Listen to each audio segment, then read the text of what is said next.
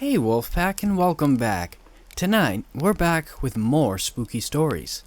Tonight, we're reading I Lived in a Town That Shouldn't Exist by Catwood422. And with that said, whether you're sitting around a campfire, on the night shift, or even laying in bed, let my voice soothe your nightmares.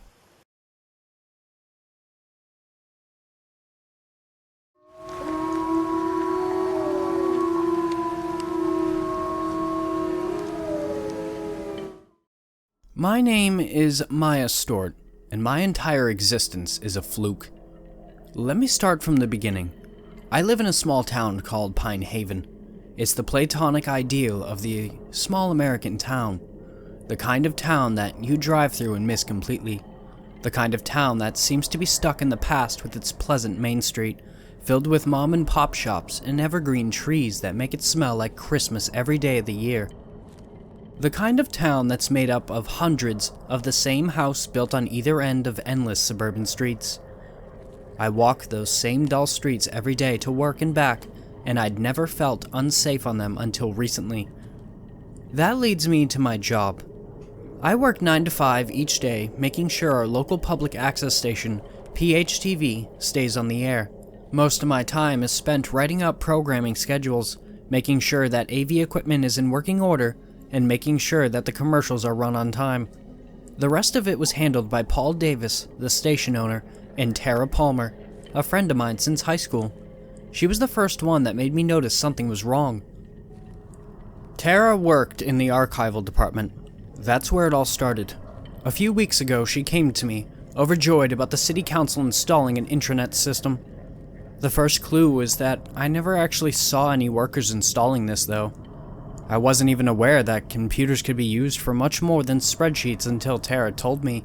Isn't it the coolest? Is the first thing I remember her saying. Truth be told, I hadn't been paying much attention. Yeah, I guess. What's cool? I asked dully. The intranet. Aren't you paying any attention? She feigned annoyance. It was an old trick and it always seemed to work with me. No, I guess not. I guess I just don't see the appeal. Which was true. After all, I'd gone without it my entire life. The entire town is going to have instant access to the archives. My job is going to be so much easier from now on, she said, brightly. It was then that Paul came in to dash her spirits. You still have to put everything on the system. Maya, can you help out with that? I think we could spare you for today. Yeah, sure, I replied. What do you need me to do here? Just help Tara scan the old documents and get the old broadcasts onto the computer. I spent the next few hours doing just that, scanning newspaper after newspaper, converting old broadcasts from VHS to digital, and putting it all up into the system. I was perfectly happy doing this. Why don't you try looking yourself up? Tara asked idly. Myself? Would I even be in the system? Sure. The city hall put all their records on the system a few days ago. She replied. I didn't think there'd be any harm in it. I'd probably just find genealogy records, birth certificates, that sort of thing. I sat at the computer and found my way to the citizen registry. All it took was 2 words. Stuart, Maya. The expected popped up first. My birth certificate, my address, my citizen ID number. Next came my family. My mom, my dad, their parents, all the way back to my great-grandmother, and that's where it got weird. I was able to look through most of my family, but as soon as I clicked on my great-grandmother, I was met with a pop-up window, restricted, S5 clearance required. I wish I'd just left it there. Hey Tara, do you know what this is? What are you doing? It was the first time I'd ever heard her actually raise her voice. She rushed over to the computer and hit something on the keyboard, closing the program. What are you doing? Whatever you were looking at, don't do it again. Got it? Yeah. I said back in a daze. Whatever you say. We spent the rest of the day in silence. I didn't dare look into this any further, at least not while I had people watching me. I waited till everyone else had left for that. I made every excuse to explain I just wanted to make sure everything was ready for the broadcast tomorrow. that the AV equipment needed maintenance, anything to keep them from asking too many questions. I snuck into his office hoping I could find something that'll let me bypass the clearance. I still don't know if Paul left it intentionally or not, but I found his ID card on his desk. It was all I needed. I headed back down to the archives. During the day, the office felt like any other, but now at night, the only light was from the computer, leaving the corners of the room in total darkness. I followed the same steps as I had before, entering my own name and clicking through my family till I came to my great-grandmother.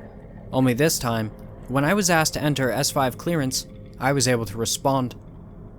It was then that I found what they wanted to keep hidden. My great-grandmother was involved in something called Incident 31-10-1944. I'm not exactly sure what this is, but I do know that her name appeared on a list of missing persons from said event. Now, I never actually met my great-grandmother, but I do know that my mom has a picture of her, and she certainly wasn't missing. The next step I decided was to look into Pine Haven itself, and at that moment, the fragile yarn of my sheltered existence finally frayed. The thing I want to point out is that I'd never heard of the internet before that night. I'd had no idea that there was a way into it. I'd never seen Google before. I don't even remember how I got into the internet. I kept following links until I found myself on the main portion of the internet looking for information on Pine Haven. Nothing. Frankly, there's a lot that scares me about the internet. A lot of things that frightened me I didn't even have to look far for. A plague affecting the whole world? Riots in the streets? Everything moved so fast that I could barely keep up. As soon as I managed to compose myself, I went looking for information on Pine Haven though. I found that there were only a few places named Pine Haven, other towns with their own councils, but there was nothing relevant. This was in contrast from what is learned in school, the one bit of truth in the seas of lies that I'd been taught. Pine Haven is in the state called New Gloucester, which is, as far as I can tell, not actually one of the United States. I didn't have time to look up much else before I heard the door slam open behind me. 2 officers came running into the room and tried to grab me. The one thing that burned into my mind about them is that I don't remember them having faces, not human ones anyways. They were made of some kind of metal.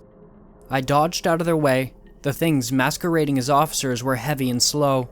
As I made it out into the streets, I saw more of the officers hauling away Tara and Paul towards City Hall. I regret that I didn't help them, but I don't think there's anything I could have done. I kept running until I couldn't run anymore, and ran right out of town past the fence into the forest. Eventually, I found myself in a place called Maze Landing. I was helped by a woman who runs a diner here. I bought myself a new phone and found this site. I now know that my town shouldn't exist, but what I don't know is what happened on October 31st, 1944. There will be a link to the Twitch down below for Pine Haven City Council.